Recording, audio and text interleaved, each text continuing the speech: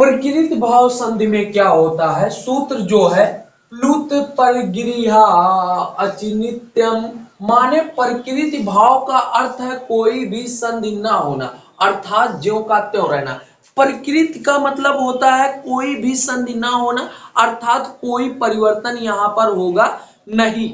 जैसे आप ईमानदारी से देखिए, ये हरई हरे हरी आयतो है ने, हरी एतौ है ने। अब देखिए हरी प्लस एतौ, क्या इसमें कहीं कुछ मात्रा उत्रा पर बदला गया है? इधर देखो ए बच्ची, क्या इसमें कहीं कुछ बदला गया है? नहीं बदला गया है ने। या कोई परिवर्तन हुआ है? नहीं परिवर्तन हुआ है। तो वही कह रहे हैं जैसे है वही वैसे ये हो जाएगा, ठीक है। अच्छा इसमें देखो विष्णु धन इमय है, अब विष्णु प्लस इमय, क्या बताइए कोई परिवर्तन हुआ है? नहीं हुआ है ने। अच्छा अभी मैं एक बोल दे रहा हूं आपको, जो है पचेते इमय, ये कैसे लिखा जाएगा? पचेते प्लस इमय, कोई परिवर्तन होगा? नहीं होगा। तो प्रकृति भाव समझ में आ रहा है ना। इसी तरह अगर मैं बोल दूं जो है अहो ईसा, अहो ईसा, इसका क्या होगा? अहो धन, समझ में आ रहा है ना। तो इसमें कोई परिवर्तन नहीं होता है, जो है यही जो है प्रकृति भाव संधि है।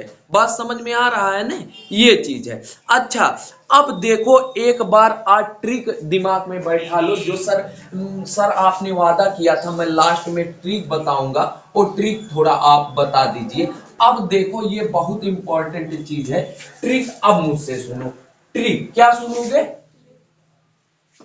ट्रिक, सभी संधियों का ट्रिक, सभी संधियों का ट्रिक, सभी संधियों का, संधियों का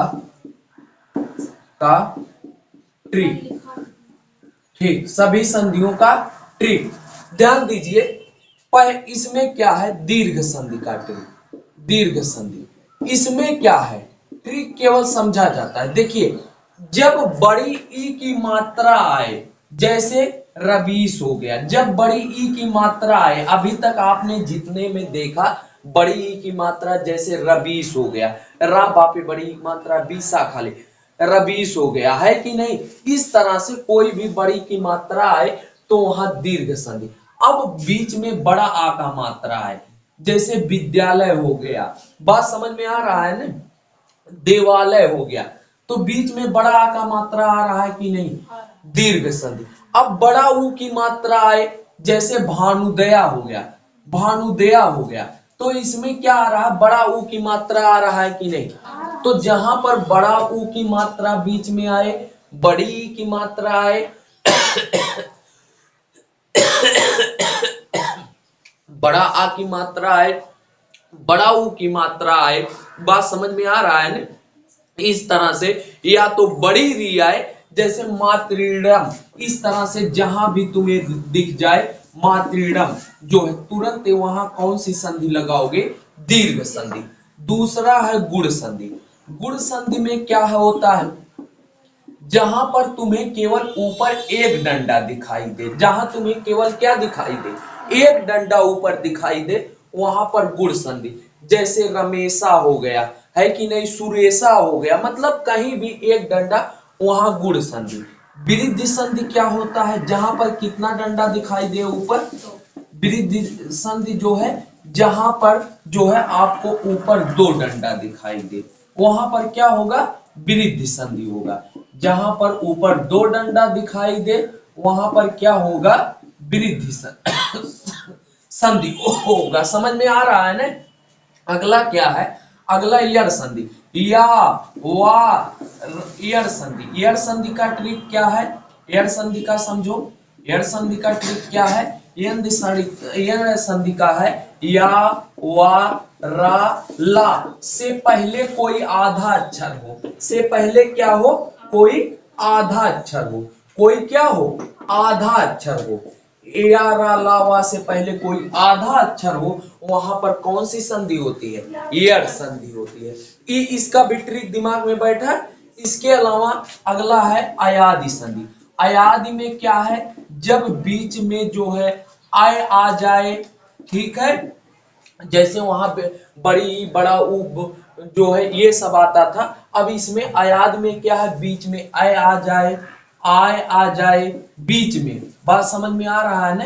औ आ जाए बीच में, आओ आ जाए, वो पढ़ने से आपको स्पष्ट हो जाएगा। जैसे पावक है, नावा नायक है, आय आओ आ रहा है ना, ये चीज वहां अयादि संधि। अच्छा, फिर आपको एक मैं बता देता हूं पूर्व रूप संधि। पूर्व रूप संधि क्या होता है? पूर्व रूप संधि, इसका ट्रिक क्या है? पूर्व रूप संधि, पूर्व रूप संधि इसका ट्रिक क्या है? पूर्व रूप संधि का जो ट्रिक है, ऐसे छोटा आ ऐसे करके आ जाए तो ये पूर्व रूप संधि होती है। बात समझ में? यस के आकार का जब बीच में क्या आ जाए, यस के आकार का आ जाए, ठीक है। जब बीच में यस के आकार का आ जाए तो पूर्व रूप संधि होती है। अच्छा, पर रूप क्या होता है? पर रूप, पर रूप क्या होता है? पर रूप संधि। अच्छा, इसमें क्या होता है? वर्ड वैसे रहता है। क्या रहता है भाई? वर्ड वैसे रहता है, जैसे अभी मैंने बताया जो है, बात समझ में आ रहा है ना। वैसे वर्ड रहता है जैसे मैंने अभी बताया, आप देखे होंगे, जैसे पर जेते है, उपोषति है, बात समझ में आ रहा है ना। ये चीज ज्यादा जो है एक मात्रा, एक मात्रा, इसमें भी एक मात्रा लगी रहती है, ऊपर एक मात्रा। अच्छा सर, इसमें और गुण में अंतर कैसे करेंगे? दोनों का संधि विच्छेद करके उसके बाद अंतर कर सकते हो। बात समझ में आ रहा कि नहीं आ रहा है? अगला है प्रकृति भाव। प्रकृति भाव में क्या रहता है? सॉरी, वैसे उसमें नहीं, प्रकृति भाव में वैसे रहता है, जैसे संधि दिया है ना वैसे सेम टू सेम रहेगा ही। बात समझ में आ रहा है ना। इसमें वैसे रहेगा, इसमें वैसे रहेगा जैसे दिया है। अब आपको स्पष्ट हो गया सभी? कोई दिक्कत? ये लिखना चाहते हो? ट्रिक है, ट्रिक लिख लो शॉर्टकट में।